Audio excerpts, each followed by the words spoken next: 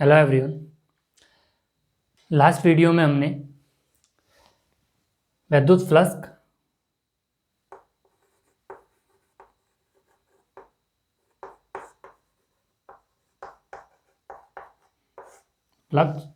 और क्षेत्रफल सदिश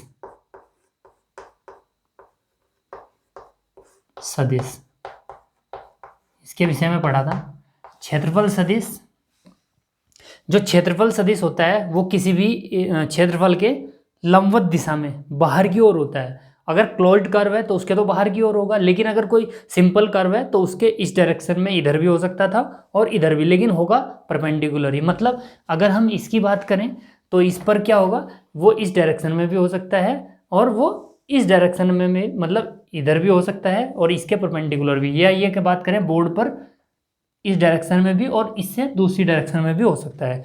तो ये सब हमने चर्चा किया था एरिया वेक्टर का, और जिसे हमने डेल्टा एस वेक्टर से लिखा था। और फिर हमने विद्युत फ्लक्स पढ़ा था, और विद्युत फ्लक्स जो पढ़ा था वो पढ़ा था हमने कुछ इस प्रकार। इसे थोड़ा सा बता देता हूँ कि अगर इलेक्ट्रिक फ्लक्स विद्युत क्षेत्र हमने इस डायरेक्शन में लगाया हुआ है, मान लेते हैं कि इस डायरेक्शन में हमने विद्युत क्षेत्र लगाया है और इसके ठीक सामने कोई एरिया रख देते हैं। मान लो ये है एरिया और इधर से इलेक्ट्रिक फ्लक्स ऐसे जा रहा है, तो ये ऐसे रखा हुआ है। तो अभी फिलहाल ये इस प्रकार से रखा है, ये एरिया डेल्टा एस अगर मैं मान लूँ और इलेक्ट्रिक फ्लक्स ये मान लो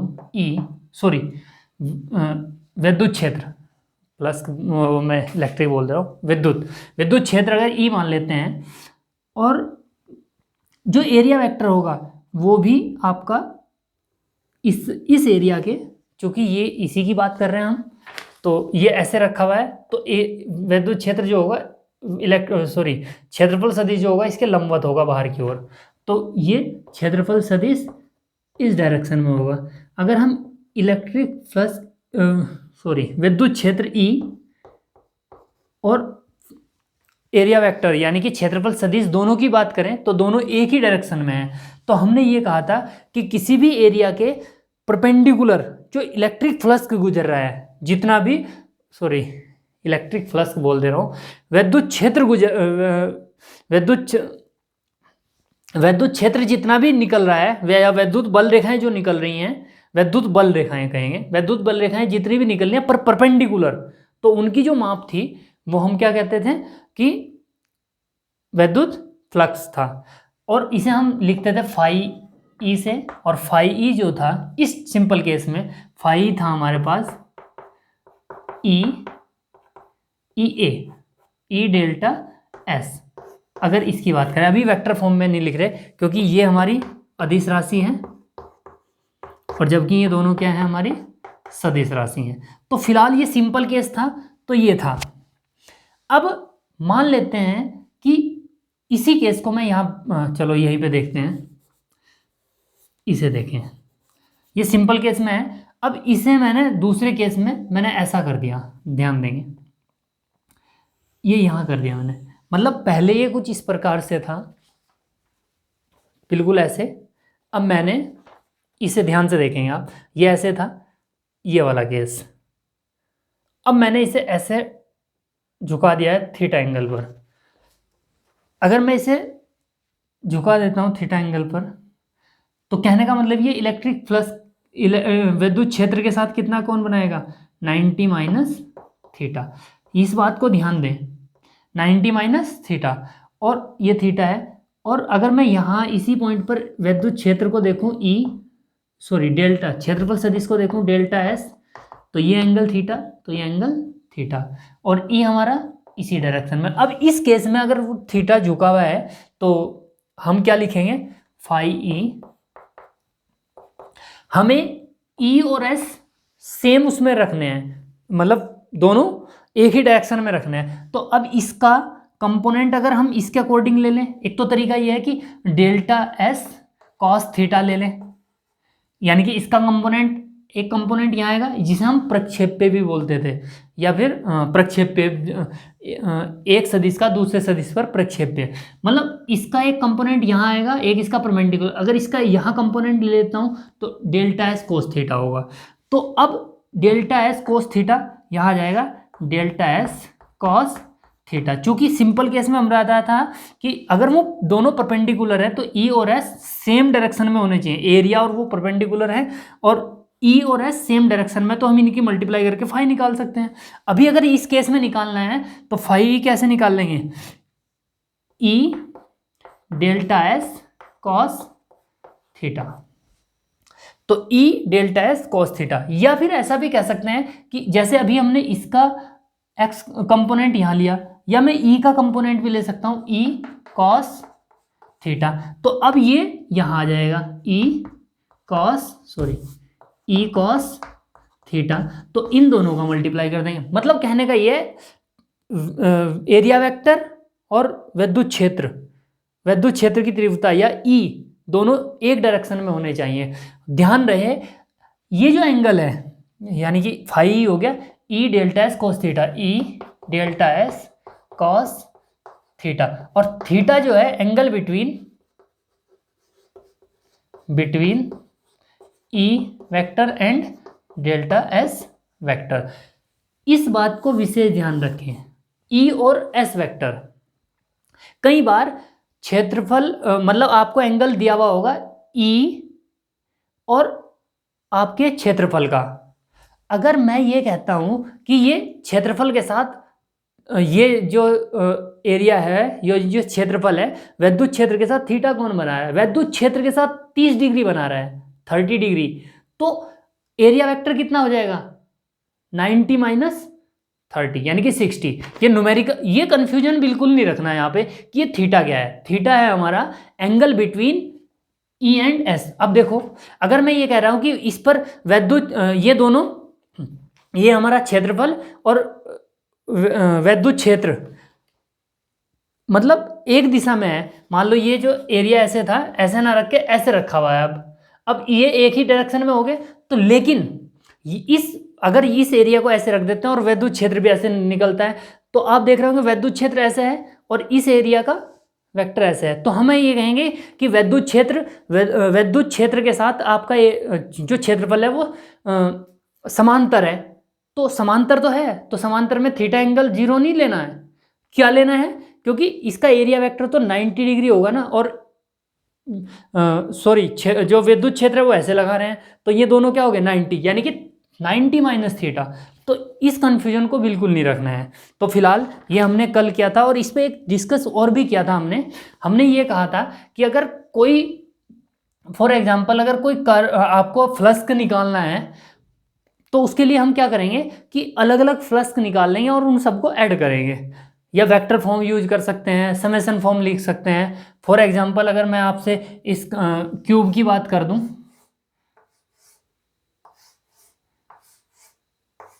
अगर एक क्यूब की बात करें तो हम इस वाले फेस से, इस वाले फेस से, इस वाले फेस से, इससे मतलब सभी फेस से हम फ्लक्स निकालेंगे और उसे ऐड करेंगे तो हम पूरा फ्लक्स निकाल सकते हैं। तो फिलहाल आज हम एक नया कॉन्सेप्ट पढ़ने जा रहे हैं इसके इसी बेस पे। तो फिलहाल देखते हैं उसे।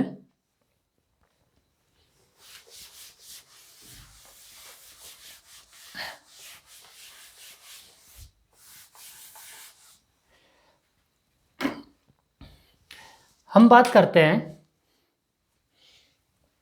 माना एक 8 त्रिज्या के गोले के केंद्र पर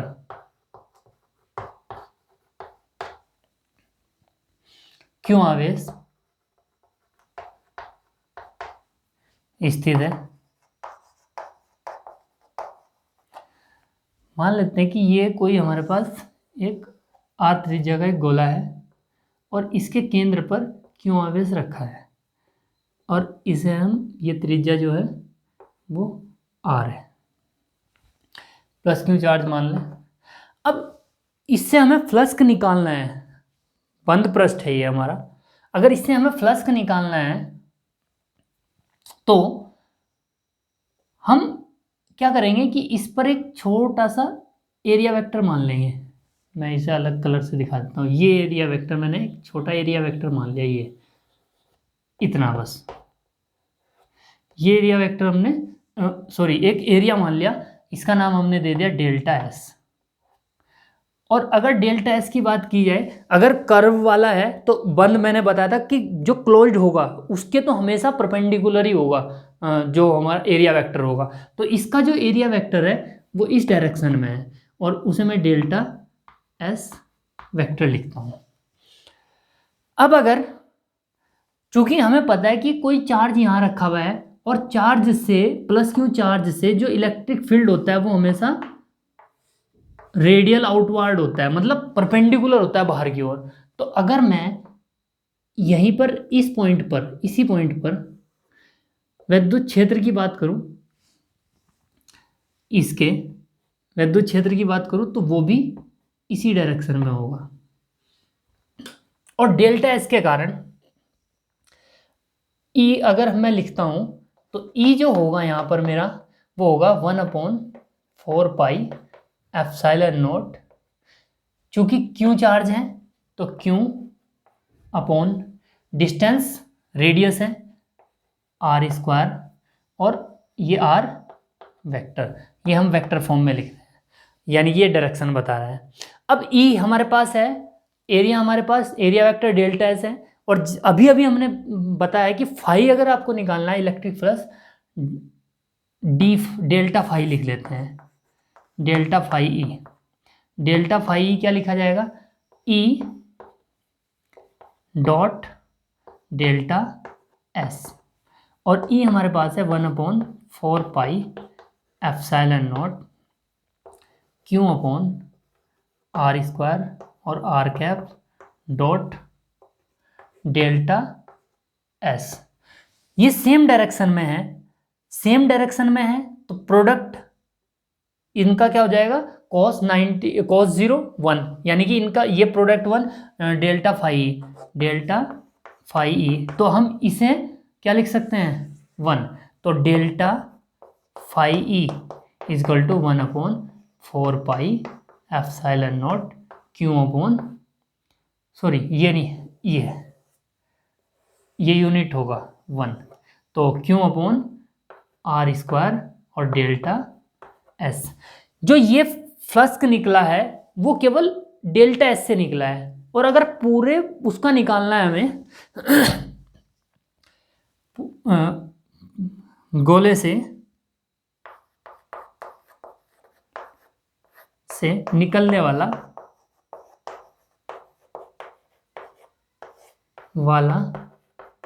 फ्लक्स फाई ई, तो हम क्या करेंगे, जितने भी हैं ये छोटे छोटे टुकड़े इन सबको ऐड कर देंगे, यानी कि समेसन डेल्टा फाई ई, या इंटीग्रेशन अगर हम डी लिख के चलते हैं इसे तो बहुत ज़्यादा, मतलब स्मॉल डी, मतलब डी डेल्टा एस की जगह डी एस यूज कर लेते हैं, तो ये समाकलन लिख सकते हैं आप, ये लिख रहे हैं हम। तो फाई ई कितना होगा हमारा, फाई ई हो जाएगा summation 1/4 pi epsilon not Q upon R square delta S. अब क्यू आर स्क्वायर ये गिवन था, फिक्स है, तो समेसन से बाहर 1/4 pi epsilon not Q upon R square और summation delta S phi E. चूंकि डेल्टा एस यानी कि जितने भी हैं उन सबका योग हो रहा है, सब मतलब एक गोला समझ लें, उसके छोटे छोटे टुकड़ों का योग हो रहा है, तो पृष्ठीय क्षेत्रफल आएगा पूरे गोले का। तो ये क्या हो जाएगा, डेल्टा एस मतलब गोले का पृष्ठीय क्षेत्रफल 1/4 pi epsilon not Q upon R square into 4 pi R square, और cancel with this phi E, और फाई ई हमारे पास आएगा क्यों आर स्क्वायर से आर स्क्वायर भी कैंसिल, ये भी कैंसिल होगा, तो क्यों अपॉन एप्सिलॉन नॉट। अब अगर देख रहे हो आप, अभी हमने इस गोले से निकलने वाला फ्लक्स लिखा तो एक प्रोसेस अपनाया और तब हमने ये निकाला क्यू अपॉन एप्सिलॉन नॉट।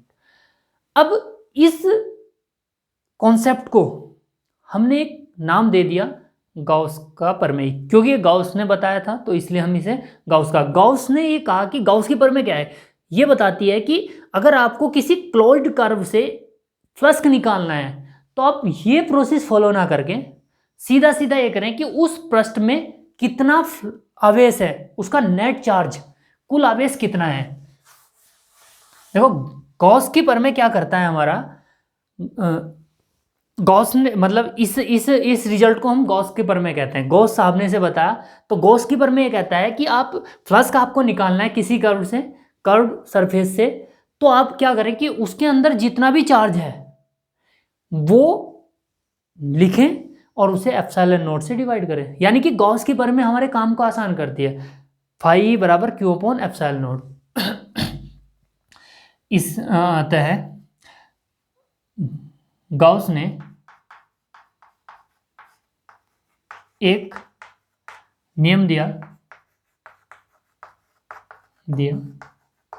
जिसे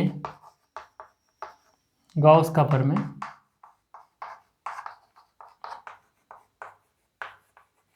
कहते हैं। इसके अनुसार किसी भी बंद पृष्ठ से निकलने वाला विद्युत फ्लक्स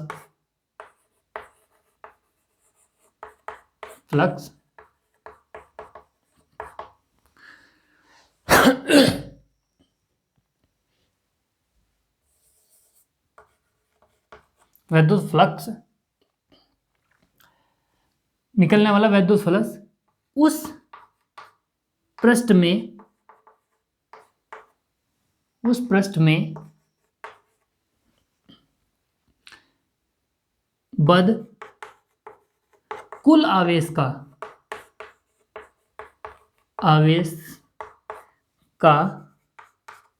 1 अपॉन एप्सिलॉन नॉट गुना होता है, जो कि ये था। अर्थात फाई ई जो होगा बंद पृष्ठ से गुजरने वाला क्यू, अभी तो ये हमने इसमें किया है तो Q net upon epsilon not, या क्यू ये आप मान के चले क्यू जो है कुल आवेश है उसका। अब एग्जाम में हमेशा मोस्टली उत्तराखंड बोर्ड में तो ये क्वेश्चन इस प्रकार से पूछा जाता है कि गाउस की प्रमेय को लिखिए तथा सिद्ध कीजिए। अब ये सिद्ध नहीं होता है, इसे वेरीफाई करते हैं हम, केवल ये वेरीफाई है, सिद्ध तो नहीं कह सकते, इसे वेरीफाई कहेंगे। तो अब अगर एग्जाम में लिखेंगे तो जब लिखेंगे तो आप इस पर पहले इसे लिखेंगे और उसके बाद इसे कंप्लीट यहाँ तक कर देंगे, तो इस प्रकार गाउस का प्रमेय आपका पूरा होगा। या जो क्वेश्चन आता है मोस्टली कि गॉस की प्रमेय किसे कहते हैं, तो गॉस की प्रमेय इस नियम के अनुसार किसी भी बंद पृष्ठ से गुजरने वाला विद्युत फ्लक्स उस पर में बद कुल आवेश का 1 अपॉन एप्सिलॉन नॉट गुना होता है। अब ध्यान रहे जो ये बंद पृष्ठ है, अब क्या है कि हम अब कुछ पृष्ठों की रचना करेंगे, मतलब हम इस थ्योरम को अप्लाई करने के लिए मान लो अगर कोई चार्ज यहाँ रखा हुआ है, अभी इसके बारे में चर्चा करेंगे, कोई चार्ज यहाँ रखा है और मैं एक पृष्ठ मतलब इससे मुझे मान लो एक पृष्ठ इसके कारण जो फॉर एग्जांपल एक वायर है, ये इस वायर पर चार्ज है और इस वायर की चार्ज के कारण मुझे इलेक्ट्रिक फ्लक्स निकालना है ई इस पॉइंट पर, सॉरी विद्युत क्षेत्र निकालना है इस पॉइंट पर, तो मैं गॉस की प्रमेय से फाई निकाल के ई को फाइंड कर सकता हूँ। तो गॉस की प्रमेय हमारे काम को आसान करता है। तो फिलहाल अभी तो ये इतना ही है। उसके बाद इसमें आप देख रहे होंगे कि हमें ऐसा लग रहा है ये मैं रफ करता हूँ, पहले वो लिखें और फिर ये। अगर गॉस के प्रमेय को हम देखें ध्यान से तो हमें ऐसा महसूस हो रहा है कि अगर बंद पृष्ठ के अंदर जो Q है 0 तो फाई ई क्या होगा, वो भी 0 होगा। अब इसे एक छोटा सा एग्जांपल लेकर समझते हैं। ये कोई बेलनाकार पृष्ठ ले लिया हमने और इलेक्ट्रिक फ्लक्स इस डायरेक्शन में हम लगा रहे हैं। अगर हम इस पॉइंट, इसके पूरे पृष्ठ पर, इस वाले पृष्ठ पर देखें, इस वाले पृष्ठ पर, इस वाले पर या इस वाले पृष्ठ पर देखें, तो इसका सेम होगा। इसे हम मान लेते हैं एस वेक्टर और इसका एस वेक्टर इस डायरेक्शन में होगा। और जो पृष्ठ है ये वाला पृष्ठ, ये वाला, और इस पर भी एस, प्रत्येक पॉइंट पर क्या होगा, बाहर की ओर होगा एस। मतलब ये एस तो सेम है, तो ये S1 मान लेते हैं। और ई हमारा इस डायरेक्शन में है। अब अगर यहाँ से मान लो फ्लक्स φ1 निकल रहा है, यहाँ से हमारा φ2 निकल रहा है और यहाँ से हमारा φ3 निकल रहा है, तो φ1 अगर लिखते हैं वो लिखा जाएगा S1 इंटू ई, तो E डॉट S1 या ES cos 90। क्यों? क्योंकि E यहाँ इस डायरेक्शन में होगा और यहाँ एंगल कितना है 90, तो cos 90 इज 0, तो φ1 इज 0। और φ2 अगर लिखते हैं तो E S cos, दोनों E और S दोनों सेम डायरेक्शन में, cos 0, तो ES। अब ES को हमने क्या ले लिया, प्लस का ले लिया, तो φ2 क्या हो जाएगा हमारा ES cos 0। लेकिन ये अब क्योंकि इसे प्लस लिया है तो ये वाला इस डायरेक्शन में हम माइनस लेंगे। अगर इसे प्लस ले लेते तो इसे माइनस, ES cos 0 ये हो जाएगा माइनस ES। अब इससे फ्लक्स निकाल लो φe नेट, φe नेट, तो ये होगा हमारा φ1 प्लस φ2 प्लस φ3, ये 0 प्लस ES प्लस, सॉरी ये माइनस होगा, माइनस ES कैंसिल, तो φe क्या है, कितना है 0। मतलब गॉस की प्रमेय से भी हमें ये पता लग रहा था कि अगर नेट चार्ज 0 है तो φe 0 होगा, इसमें कोई चार्ज नहीं था। जब हमने फ्लक्स निकाला तो कितना आया 0। तो यदि फ्लक्स बंद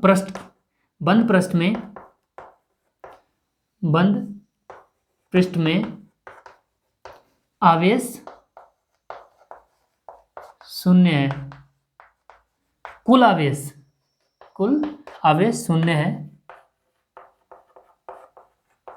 तो फाई क्या होगा, वो भी 0 ही होगा। और गॉस की प्रमेय भी ये कहती है। तो इस प्रकार से हम गॉस की प्रमेय को समझ सकते हैं। तो फिलहाल ये था हमारा गॉस की प्रमेय। और गॉस की प्रमेय यही कहती है कि किसी भी अगर आपको फ्लक्स निकालना है, एक तरीका तो हम पढ़ते थे पहले, हम छोटे छोटे टुकड़ों के कारण फ्लक्स निकालेंगे, उन्हें ऐड करेंगे, वो है। और एक तरीका ये कि आप एक पृष्ठ उस चार्ज के उसमें लें। अब मान लो इस तार के कारण अगर मुझे फ्लक्स निकालना है तो एक तरीका है, मान लो ये वायर है कोई, और इस वायर में पॉजिटिव चार्ज मान लेते हैं, और इसके पास मैंने एक ऐसे ही कल्पना कर ली, ये पृष्ठ है, ये पृष्ठ बना लिया मैंने।